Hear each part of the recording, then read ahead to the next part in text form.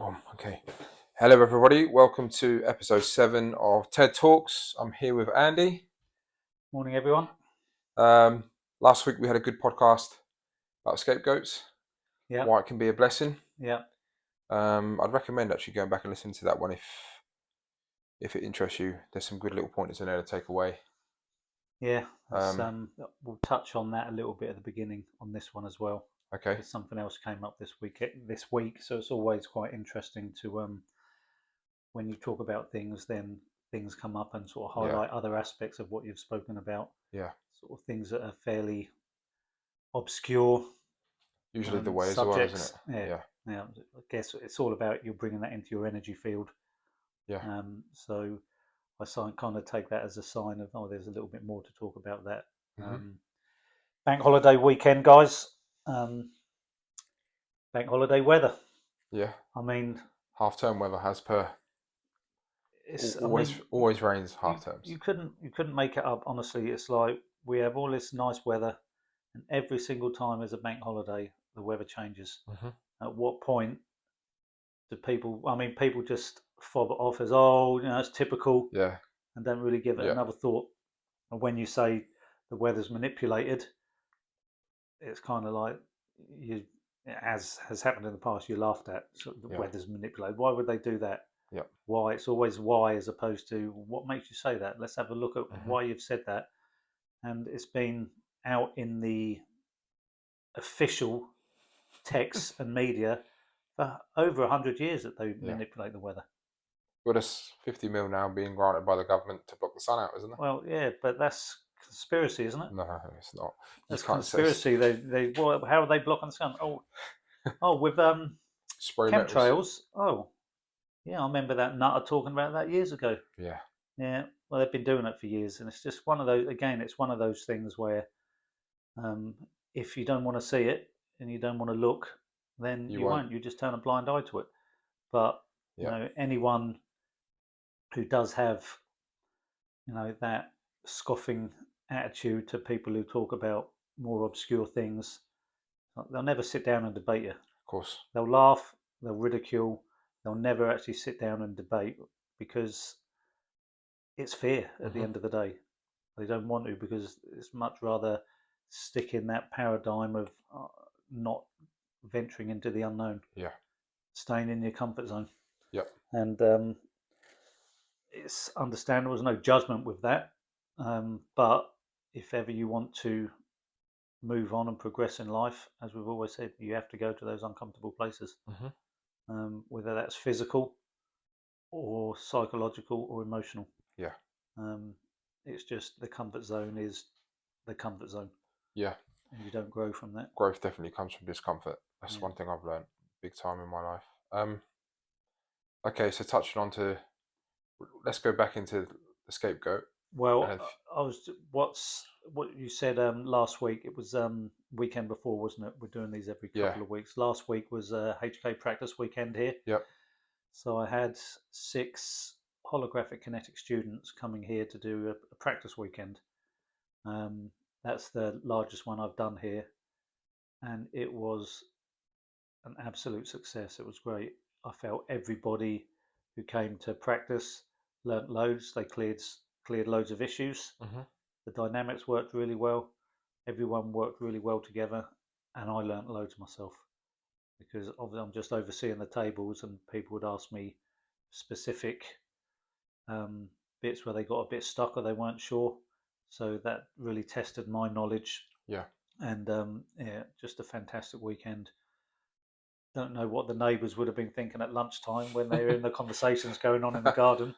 And 6 people stomping out of the room, and all females from the harem in the back office. Yeah. But yeah, it was a really good weekend, and thank everyone for coming and taking part in that.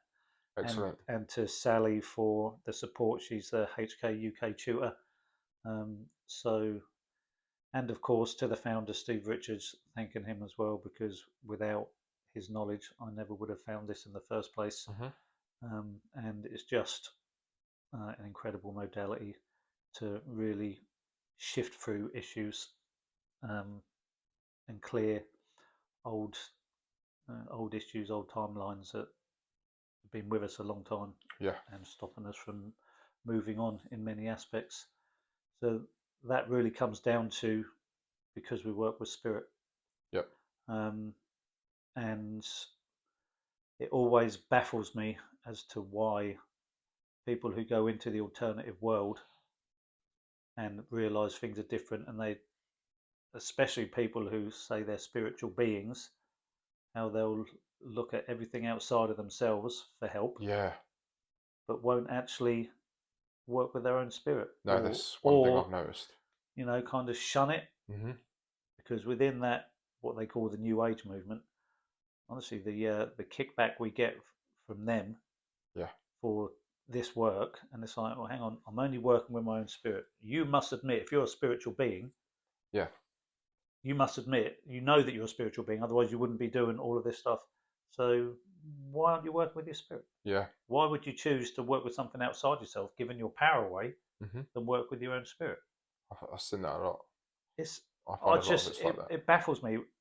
On one level, it baffles me on an intellectual level.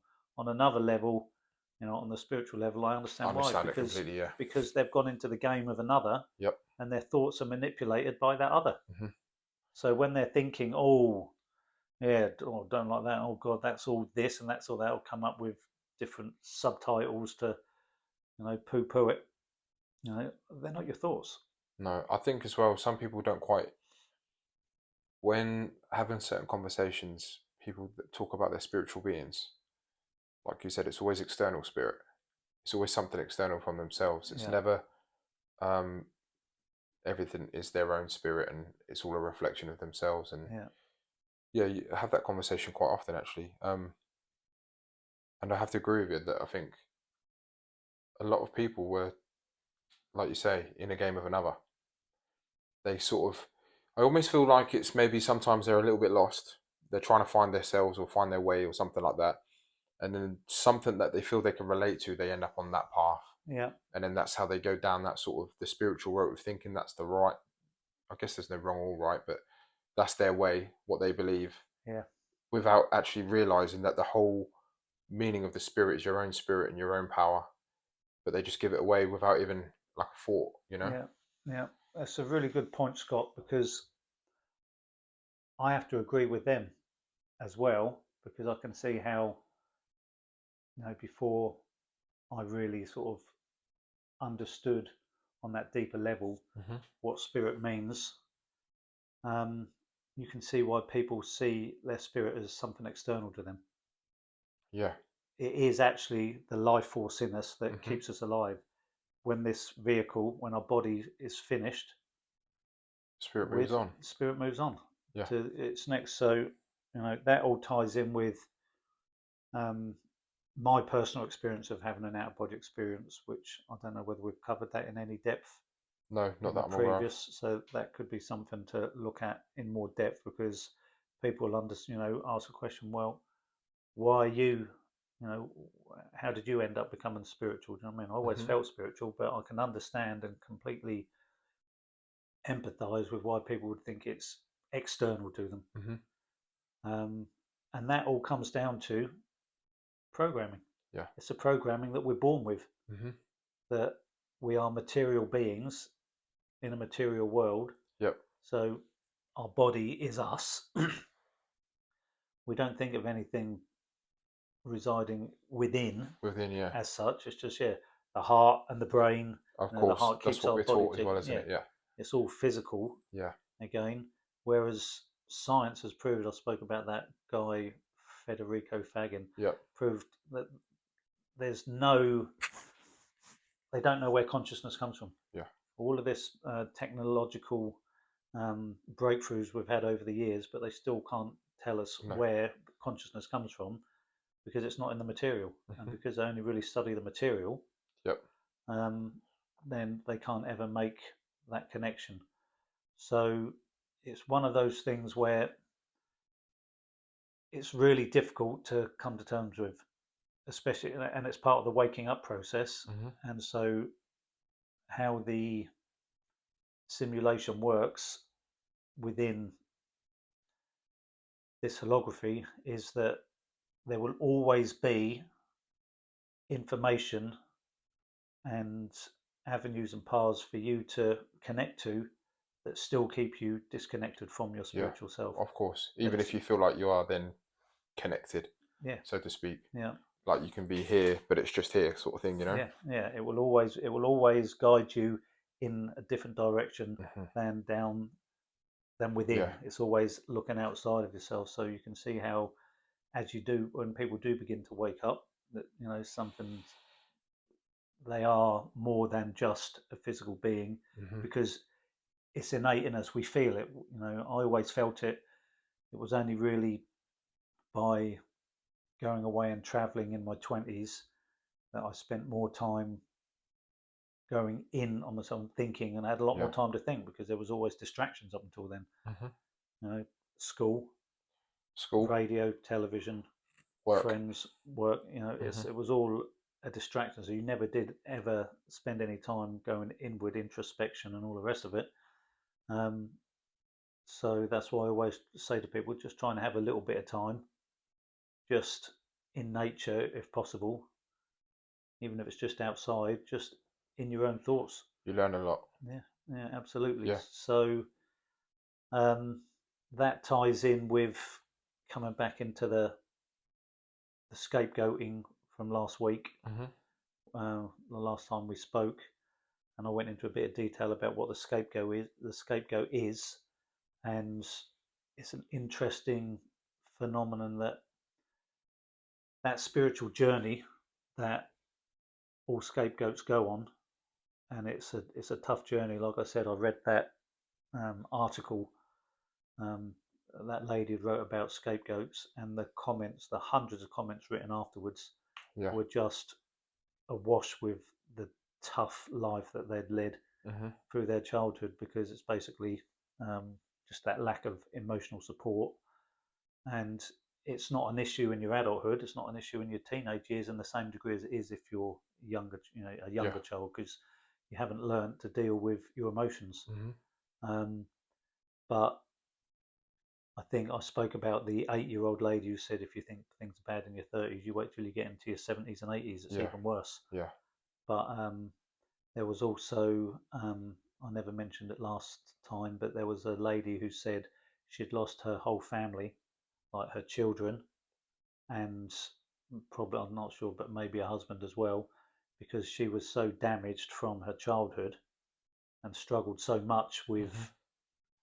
having to deal with being the scapegoat in the family, that she basically became, she was so angry Yeah. when, Just pushed everyone away. yeah, so it was her coping mechanism was anger. Then Yeah. she just lash out, whether it's physically or you know Emotionally. verbally Yeah. and emotionally. And she literally, and what had happened was, the um, narcissistic parent had then turned all of the her children against her. So Hmm. now all the children were also all against her. So Hmm. she just perpetuated that Yeah. scapegoat thing, but she'd fallen into the trap of being the victim Yeah. and the scapegoat. And you can see how it happens, and you're just like, wow, it's not, it's a hardcore training ground, this place. Do you know what I Hmm. mean? Hmm. And I think if people come to terms with when they are having tough days, and they are having, or they've had a tough life, they can turn it around with that thought of, okay, this is a training ground, a spiritual training ground Hmm. to learn and develop from. Yeah. And then you start using that spiritual alchemy of turning, lead into gold alchemically in your thought process, finding the silver linings I've definitely learned that in your recently. lessons. Yeah, Well, the last few years, I say recently, but yeah, and the last, I actually put this out on my socials to people, that when you learn that, exactly what you've just said, when you learn that specific thing, and then you use that for your as your strength, things just happen like instantly. yeah, So like the last couple of weeks since the last episode, I would think things, and I would say to myself, "It's all good. Everything's being handled. yeah, It is what it is." yeah, And then, like, this can be within minutes. The thought that I've just had happens, right, or um, yeah, anything. I'm just like people that I think of and think, oh, I haven't seen so and so in ages, but then it happens. Even Yeah, little things like that, yeah, to then work things, to then personal things.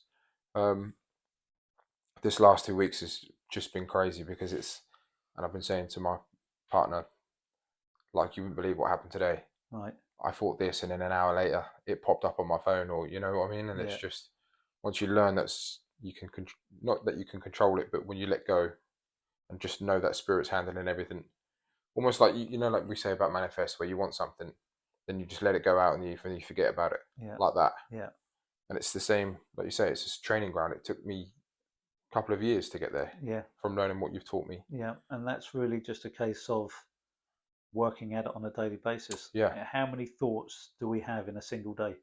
How many thoughts can we have in 10 seconds? Thousands Do you in know my what I head. mean? It's just ongoing, and because we're not attributing any focus or attention on each thought, but they're all going out there. They all Yeah. carry a resonance and an energy, and so unwittingly, unknowingly, we're creating these things for us all the time. hmm Now, it doesn't mean that every single thing we think of we're No, going of to course create, not. Yeah, yeah, of but course. you know within yourself whether you have more negative thoughts than you Yeah. do positive thoughts. And then if you can look at if you have more negative thoughts, a lot more negative thoughts, ask yourself, okay, do I have more of a negative life or a positive life? Yeah. Well, you can guarantee that people who have a positive life, they'll tell you, well, I have more positive thoughts than I have negatives. Yeah. It's not mean I don't have negative thoughts, but one weighs out the other. hmm And the same if people who have negative lives, if they're honest with themselves, they can admit that they have more negative thoughts. Yeah. If that's different to that, please write in No, I can and confirm that and for and myself. challenge it. Do you know what I mean? Yeah. So um, going back to that whole thing with the scapegoat and it being a spiritual journey, hmm one thing that came up this week, which was fascinating. Where did I? I was watching a reaction video. I do like watching reaction videos because I find that they bridge cultures, race, and ethnicity. hmm When you're watching, for hmm example, black people who've only ever listened to rap music, Yeah. listening to white music from the 70s or the 80s or the 90s, and their reaction to it, because we're all products of our environment. And I look at my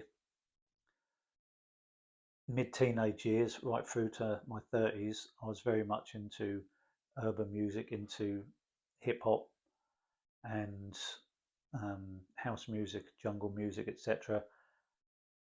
Being in this culture, in this society, I did hear more of the so-called pop music as such, hmm and I enjoyed it, hmm but that wasn't my identity as Yeah. such. You know Yeah. what I mean? Yeah. I fell for that. Well, this has got to be your identity because Yeah. it was a rebellious identity Yeah. that I took on. Do you know what I mean? It was like it was um, the way I chose to live my life was to rebel against society, and that's was shown in the music I listened to. hmm And it's just very interesting to see these first reactors coming on and just reacting the way they do. But there was um, one guy, I forget his name now, but he listened to Simply Red, Holding Back the Years, Okay. and he was absolutely gobsmacked at his voice, the hmm voice of Mick Hucknall. So back in the day, that used to be one of my nicknames was Mick Hucknall, Simply Red, because Red hair. I had red hair, Yeah. and it was similar. Back in the rave days, I grew it sort of shoulder length, and it was curly, naturally curly, and bobbed. And so people say, "Oh, Mick Hucknall, Simply Red." We need to get a picture of that. Yeah, you'll be lucky now. So literally, um, he said, "You know what? They say gingers have no soul. This guy's got soul." hmm So he spoke a little bit about this whole ginger phenomenon that gingers have no soul, and I was just like, I had heard that before. I hadn't heard it in my younger days. Yeah. I heard it for the first time, when my middle lad was born. Big up the Shay man. Yeah. And literally, we was in the playground at a local park, and there was probably junior school kids in the third or fourth year of junior, fifth or sixth year at junior school. They were probably 10 years of age, and he would have been about 3 or 4. hmm and they would start talking about, oh look, there's a ginger, he's got no soul, he shouldn't be out in the daytime and all the rest, and it was just like, what the actual? And it was the first time I've I'd heard actually that, never and I'm heard just that. like, wow. So you hadn't heard I've of, never heard that. yeah, Gingers so have no soul. gingers have no soul, and I'm just like, where has that come from? So a really interesting scenario is that gingers have had a tough time of it. The reason I can say that without being, oh, I'm a victim, bullying and all the rest of it, that sort of shit never bothered me. I dealt with that in my youth, Hmm.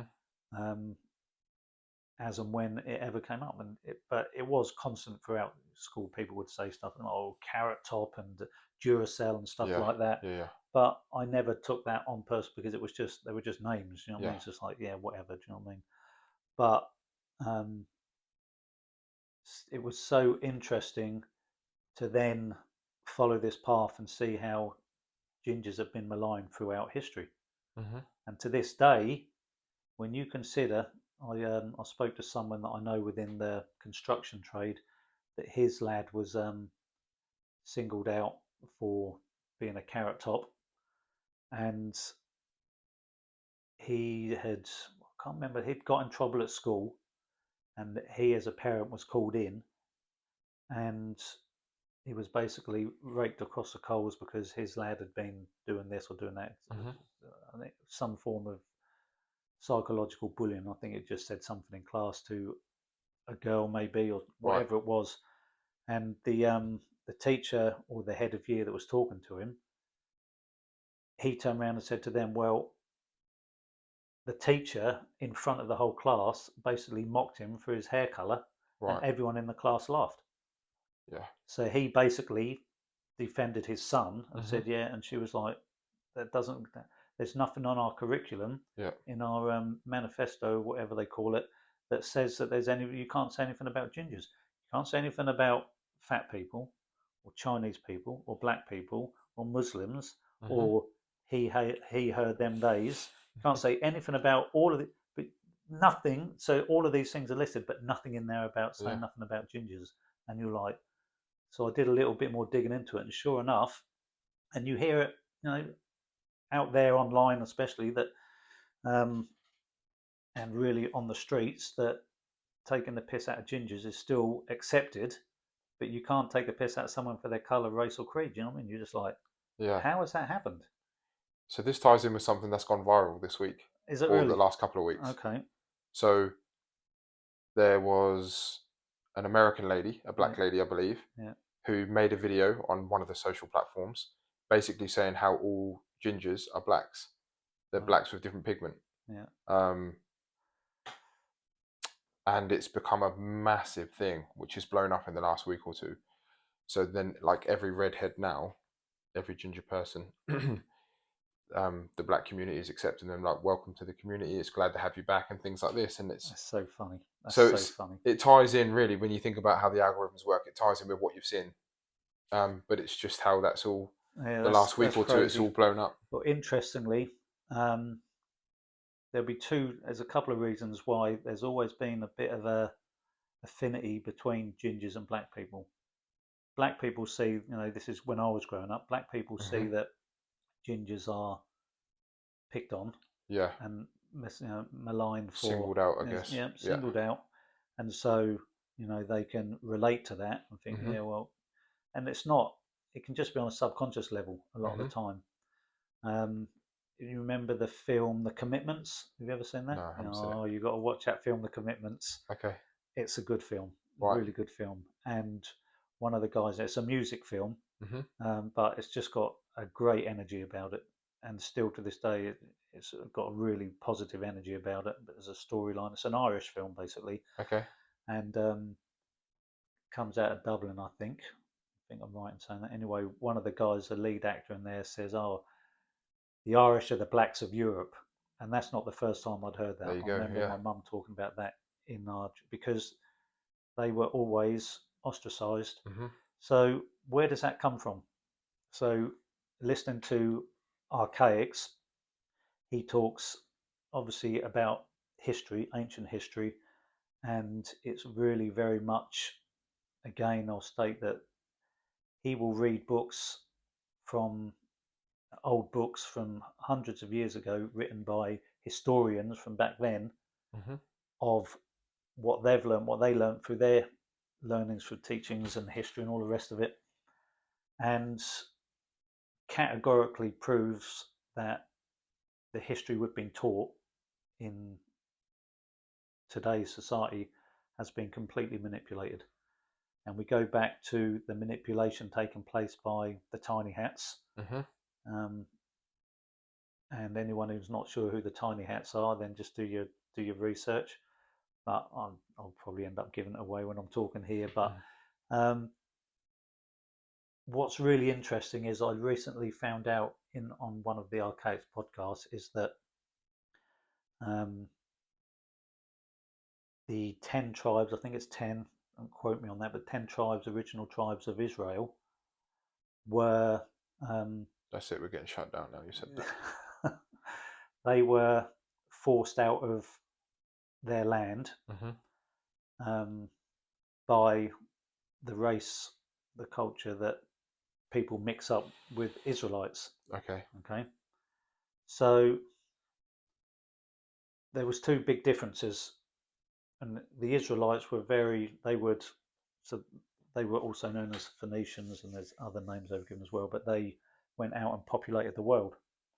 But what was interesting was they were very much there was that auburn red hair associated with the Israelites. Right. Okay.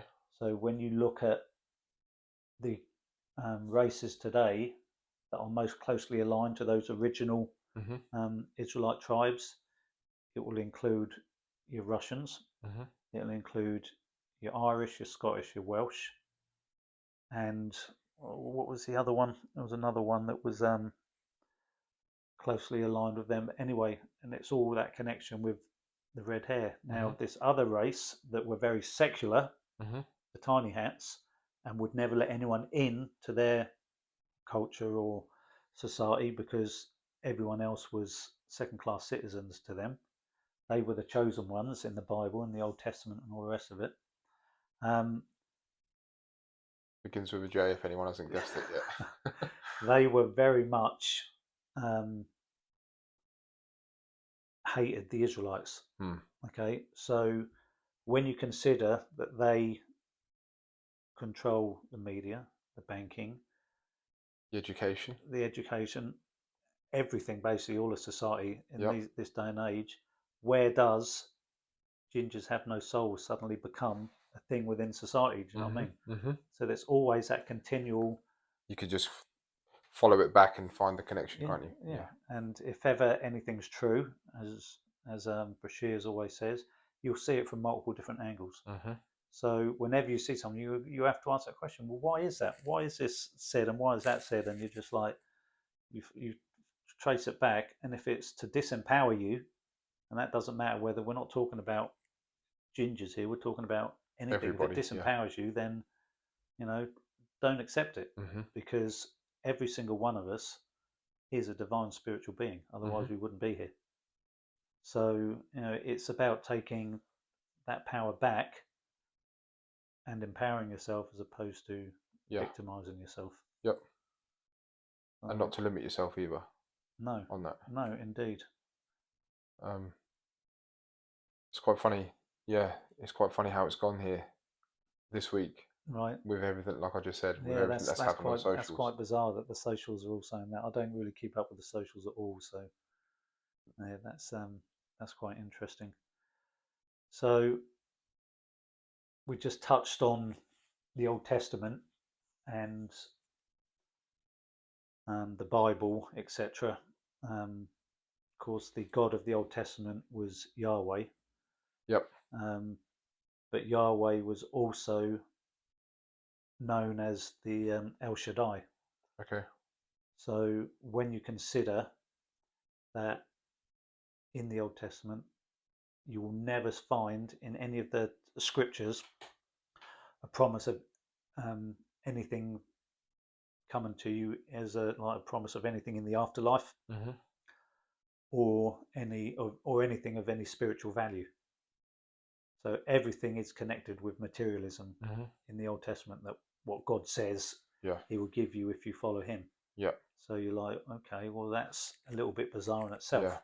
So there's lots of scriptures that will talk about, I'll give you power over your enemies, I'll give you wealth, Hmm. all in the material, but never this spiritual. I guess enlightenment is part of it. Yeah, It's never anything in terms of like self no, inside, you know. no, indeed. So when there's never a promise written in scripture of anything in the afterlife, and we're spiritual beings, then that's got to be a red flag. Got to question the Yeah, scriptures absolutely. then. Um, and what I've found with the Archaics work is that he's done an absolutely amazing podcast over the last few weeks about how Christians will always interpret what's said in the Bible in the Old Testament by using scripture. So they'll use scripture to interpret scripture. Hmm. Well, you can't do that because Makes sense, you but have to look from outside of that. So you have to look yeah. at independent sources, Hmm. because if you're only using your own arguments to defend your points of view, Yeah. you never look outside of that. Of That's course. so limiting in and of Yeah. itself.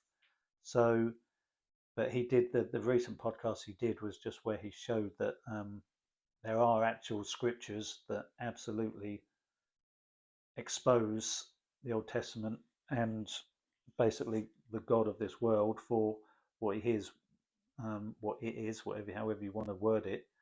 Um, so anyone who's aligned to Christianity and sees themselves as Christians and is into the Bible has now listened to me saying that, they'll probably switched off straight away. But if you haven't, don't believe me. Do your own research. Hmm. And these recent ones by Brashears have just been fascinating to actually listen to and see how, within its own book, it's been able to show that this God is not a God of justice. Hmm. In their own words, in their own scriptures, it says he's a God of evil. So when you consider we live in a predator prey environment, Yeah.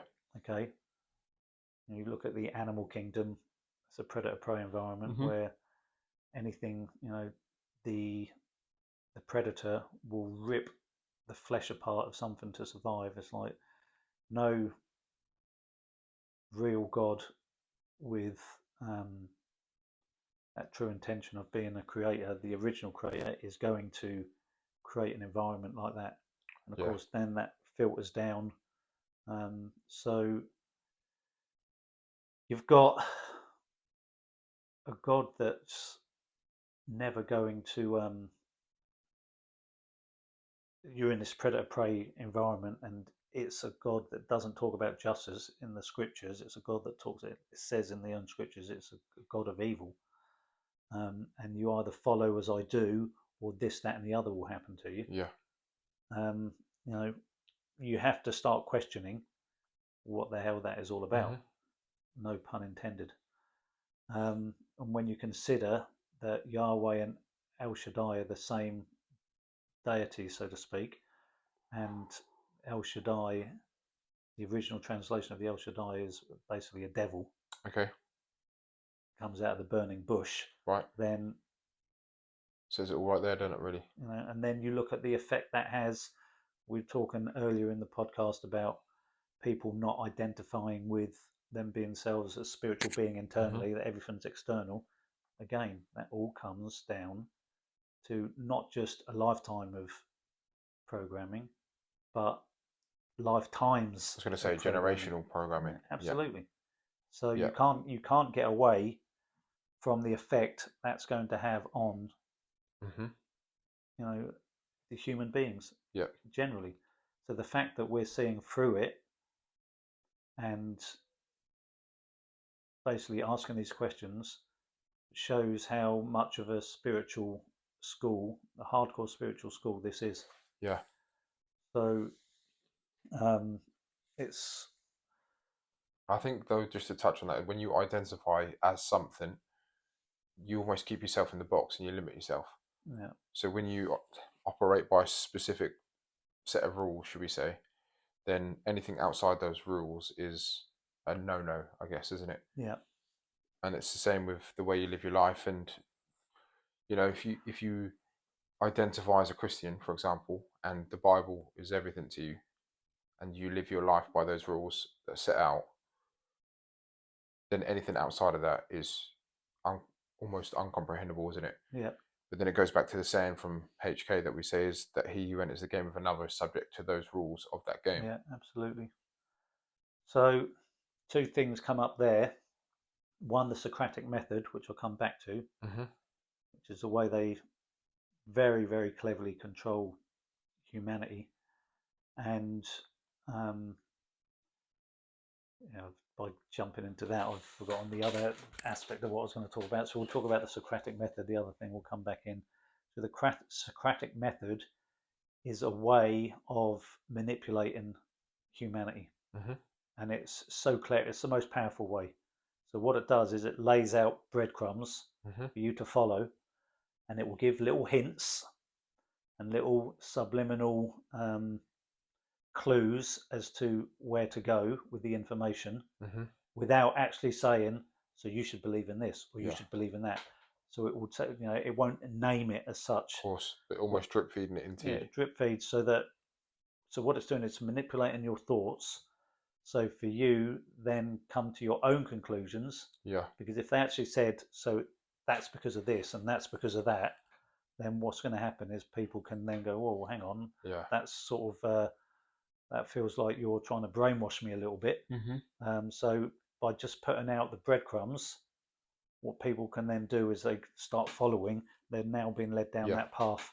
So the most powerful way, and they get to the result, yeah, thinking that they've come to that conclusion themselves, independent conclusions. when they haven't. Their mind's been manipulated along the way. Yeah. So yeah. So what then happens, and this is just genius the way it's worked, is that those people who come to those what they believe is their independent conclusions, is that they then become the chief defender of that new concept that they think, no, because I've worked this out for myself. Whereas if you see where the breadcrumbs are, so this is the beauty, especially for people waking up nowadays with the age of the internet and all the rest of it. So there's lots of information out there. But remember what we said about that analogy of the jigsaw puzzle with, it's a 1,000-piece jigsaw puzzle and 10 million pieces have been dropped on the floor for you to sift through. All of those jigsaw puzzles will be to try and get you to... They're the breadcrumbs. Yeah, they're the breadcrumbs that you externalize yourself. You never look inwardly. Mm-hmm. So that's why I always speak about trusting your intuition. And I think, like with the internet as well, like you said, it's great in some ways, because I think a lot of people have woken up, have become awake and aware of what's going on. Yeah. But at the same time, it's like the breadcrumbs enhanced massively. Yeah. You don't, like all this scrolling like this, you don't even realize half the stuff that we're taking in, and then all of a sudden you have a conversation with somebody and their thought processes. Yeah. You think, hang on, if you take a step back, I've been seeing all this happen, and I know exactly where you've got your conclusion from. Yeah. And it's because of what's stripped to us through media. Yeah. Radio first, television, now the internet, social media. Yeah. What's happened though, which is a little bit more concerning, is people seem to have become less discerning with information. They'll scroll on their phones, they'll go on the internet, etc.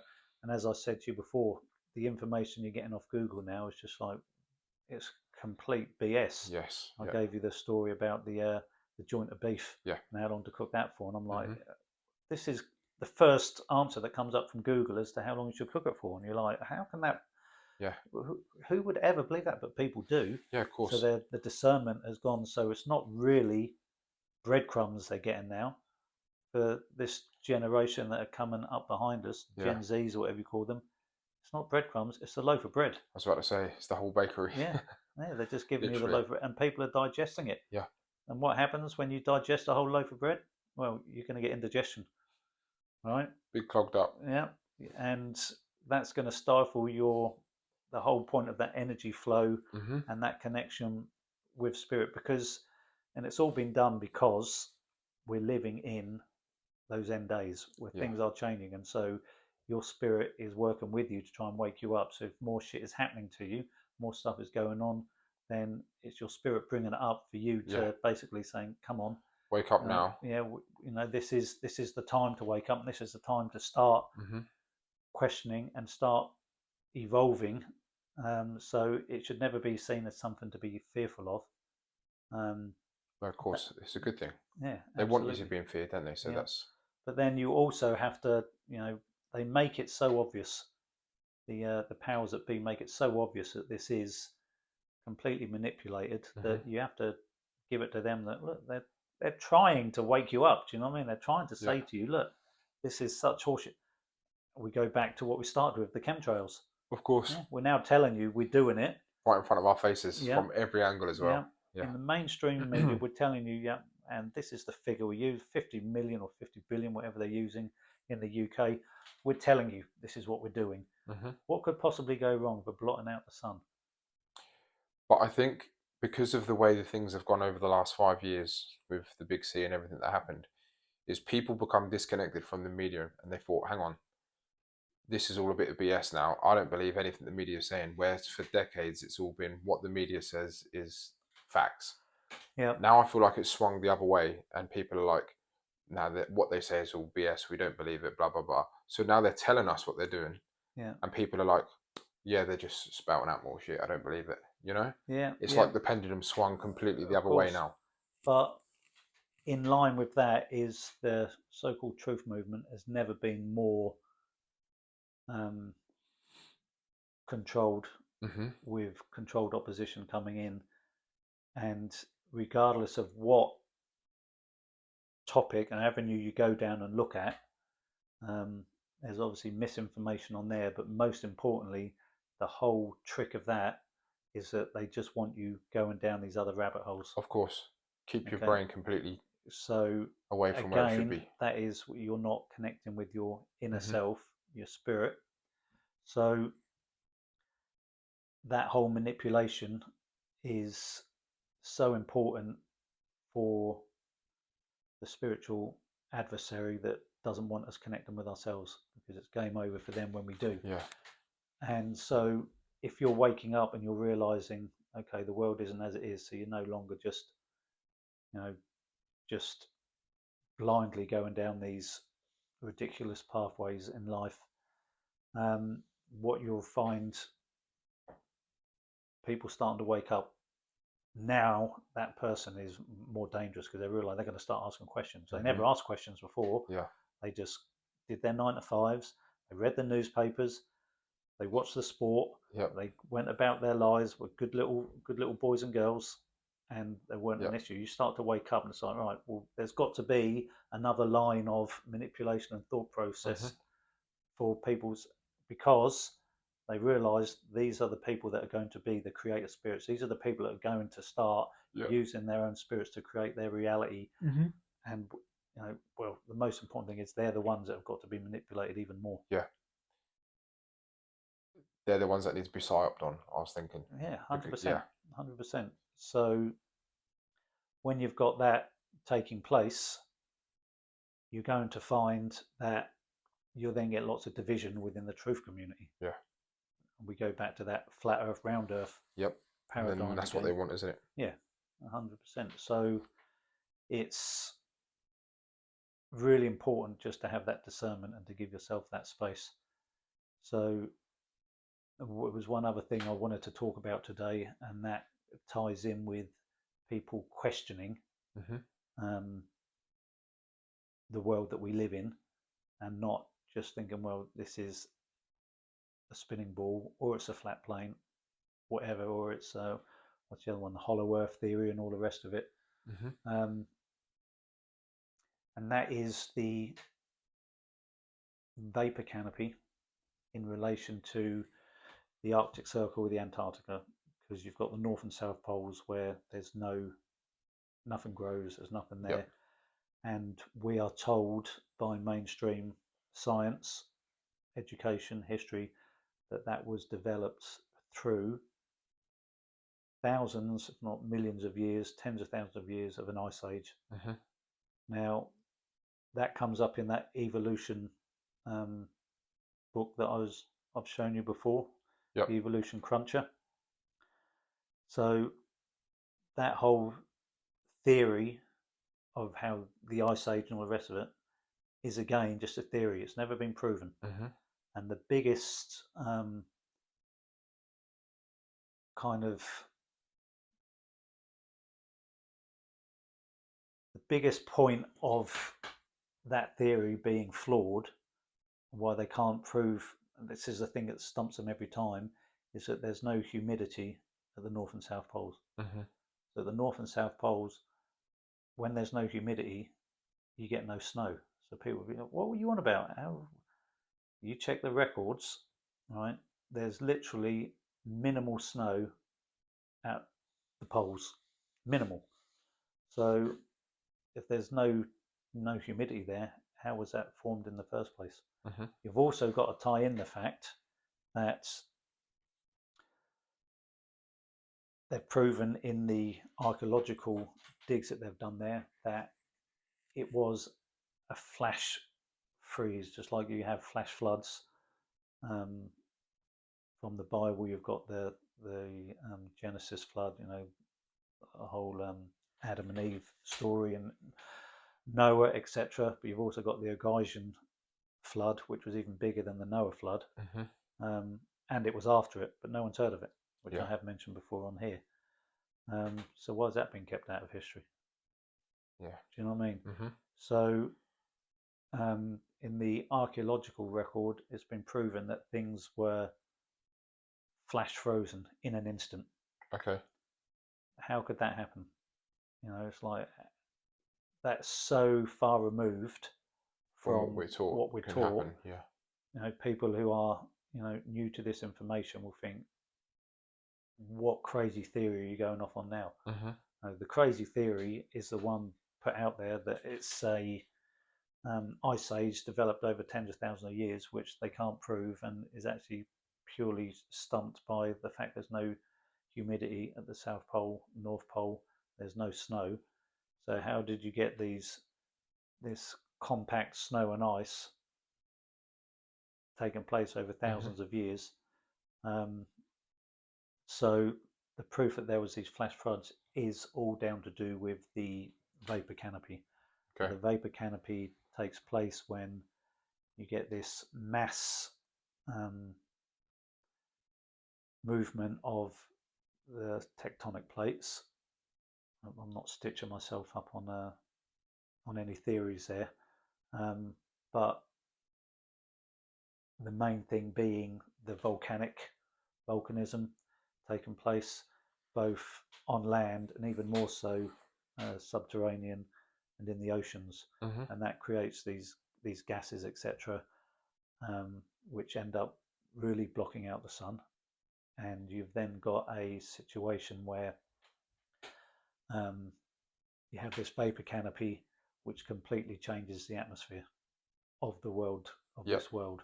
So basically it's like we become under a vapor dome. Yeah. Right? Yeah. Now you think that would then create, well, how would we survive in that conditions? Well, the very nature of a vapor canopy means that everything grows to extraordinary sizes. So it doesn't need the sun. And this is proven again through the history books. And it's even been proven in recent years when there was, I think it was Martinique, there was volcanic activity that took place there, which literally created a miniature vapor canopy. So there was these couple of scientists that went to do all of the experiments and research on that island for a year or 2 years, and they were seeing how things were growing, but not only the plants and the animal life and insect life was growing, but they grew as well. And these were scientists who were in their 60s, I think, 70s. How does that happen? But then that will kind of make more sense. We look back through the history of the human being, where you've got Neanderthal man, for example, do you know what I mean?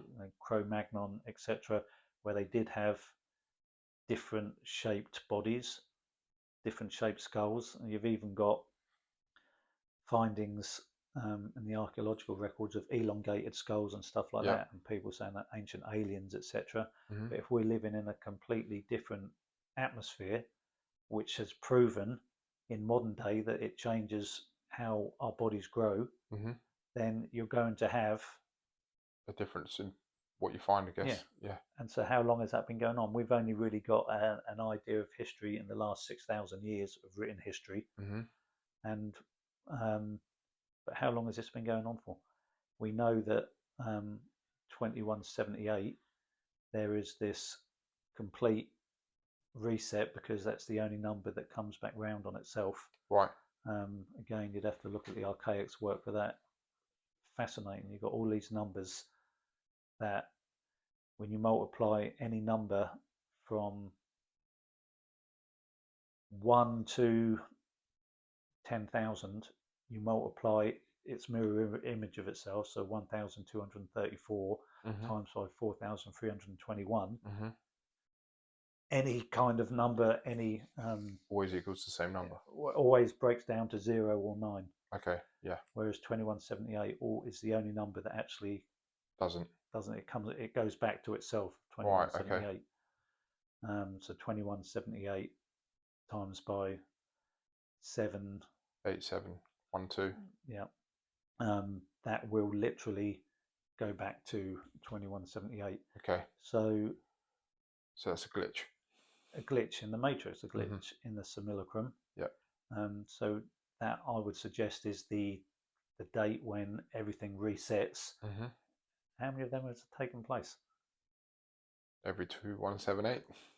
How many of them? Do you know what I mean? Yeah. Has this been going on? Is this something that's been going on for millions of years? Who's to say? Yeah. But even a year, though it's measured in time, that might not necessarily be, days and rotations around the sun and etc. yeah, Let's go back onto the vapor canopy though, because from my understanding of the very little that I know about it, is it's basically like the movie Avatar, yeah. and that's what those movies were based on. Mhm. Now I've watched the first one, God knows how many years ago, and I haven't seen. I don't even know how many there is, but I haven't seen the second at least. Yeah, So I'm going to go back and rewatch them. But from what I'm aware of, the vapor canopy Avatar is based on how life is under the vapor canopy, I guess you could say. Now, there's probably a story within Avatar which it completely distracts you from everything that's going on, if you know what I mean. yeah. But yeah, that's what I'm aware of. But what's your understanding of the vapor canopy in terms of? Doesn't Archaic say something like it's, like you say, it's under like a atmospheric dome? Yeah. Where everything changes inside, but everything thrives. But then you're saying that we don't need the sun. Is that right? Because the sun's blocked out. So that almost ties into what they're saying with blocking the sun. Mm-hmm. So then, if we don't need the sun, then what becomes? Because from my understanding, the sun is our energy source. Like the light is obviously what grows. It's the UV within the light that grows all the plants that that the animals eat, that we eat. So everything comes from light. So then the vapor canopy kind of debunks that, no? It does really, yeah. It proves that we don't need the sun for growth. Obviously, in the atmosphere we live at the moment, that's what we need. Yeah. So we are going to be coming to. There's going to be a new vapor canopy taking place. Now, whether that takes place on the 138-year timeline of the Phoenix phenomenon, or whether that takes place 6 years later with the Nemesis timeline, because that's 6 years after 2040. I think it's more to do with the Nemesis, because if memory serves me right, we're going to go back on the ecliptic, I think that's, I'll pronounce it right, the ecliptic timeline. Okay. So that side of things is where basically I think we go into retrograde. There's so much change, it's unbelievable. So in and of itself, that subject is something to really be to be aware of, because if you are completely associating with your physical body and you go down that road of research, then you will have no option but to really come to terms with you're a spiritual being, Of course.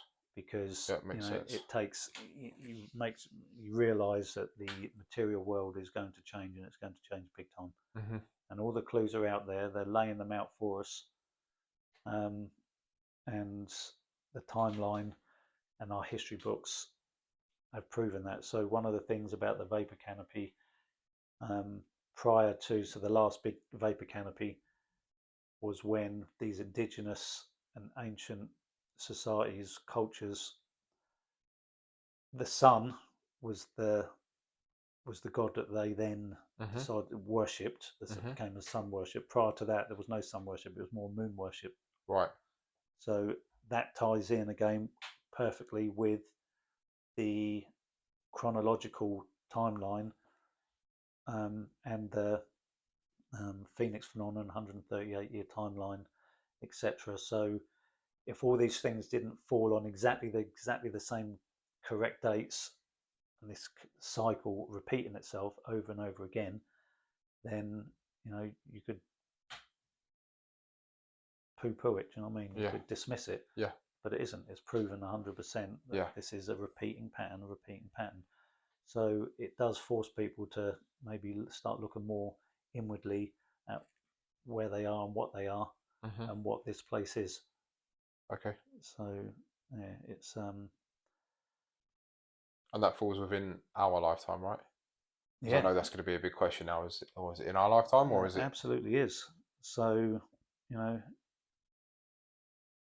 stick your head in the sand by all means. It's not my responsibility.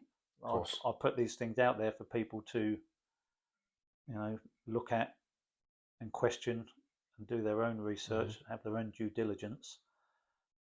What I would say in kind of finishing up is that the 4 tenets of spirituality. That's a book, right? There's a book with the 4 tenets, I believe. I don't know. I want to say Paulo Coelho, but I might be wrong. The 4 tenets. Okay, I'm not sure. I'm sure that's a book. Right. Well, one of them is empathy. One of them is imagination. Remind me what I know that the 4th one that's only just really been spoken about is humour. Okay. Humour's massive, because if ever you want to disempower dark negative thoughts, for example, humour's a great way to do it. Is a fantastic way to do it. Yeah. And no better way of bringing that, empowering yourself, than laughing at your own issues, laughing at yourself and your own dark shadows that you have within yourself. So when you have those 4 tenets of spirituality, imagination is obviously key. Without imagination, I wouldn't be down this road, because you allow yourself to have these thoughts without dismissing them. So the better your imagination. So imagination is absolutely critical, and we all had it. We all had it as young children before it got drummed out of us. So that's what the education system is for. Yeah. Children, you look at yourself as a child, you look at your own children, your grandchildren, how imaginative they are.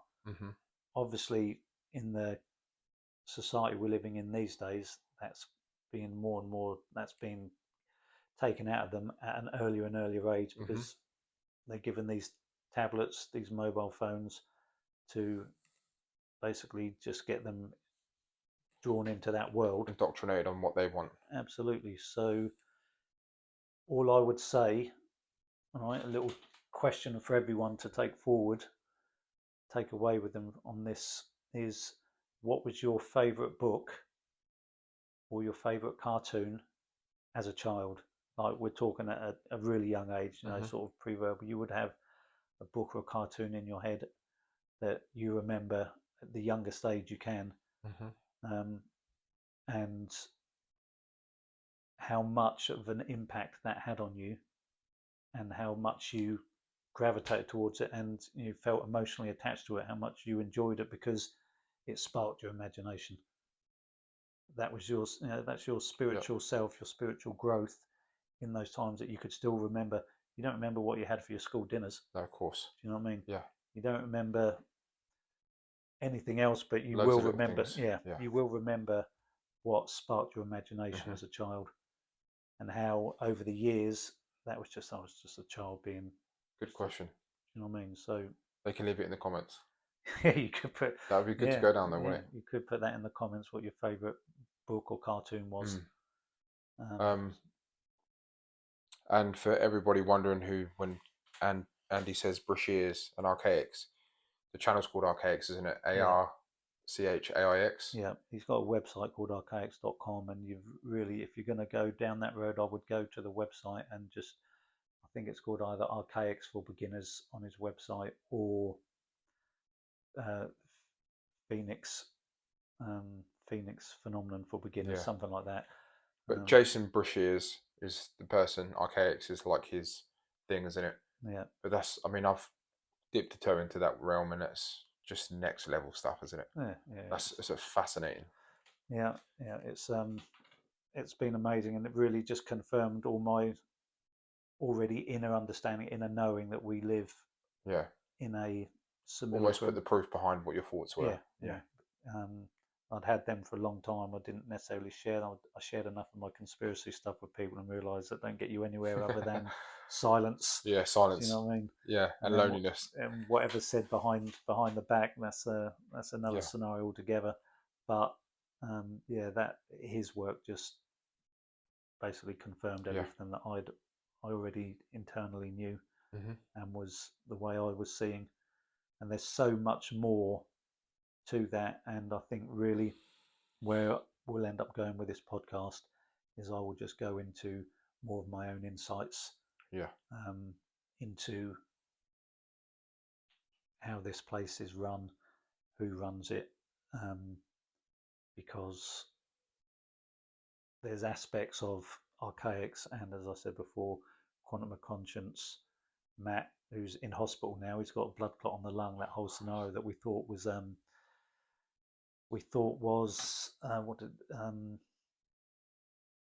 poisoning of, he was poisoning himself with his gas, with his fire stove in the house.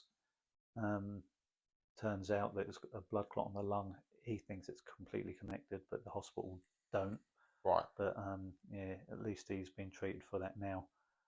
But they miss aspects that I felt I've had insights on for a long time, and that's where I think we'll have to go with this channel. Yeah, so sounds good. I would it's a good way to just say hold on to that imagination, because that will be sparked off in future podcasts. Okay, thanks for joining us today. As always, like, subscribe, and comment. Well said. I'm not saying it again. Yeah, I'll say it for you. So comment your earliest book or cartoon or something, program that sparked the imagination. That'd be good to hear, man. Yeah. Okay. Indeed. Cool. Until the next one, worry about yourself.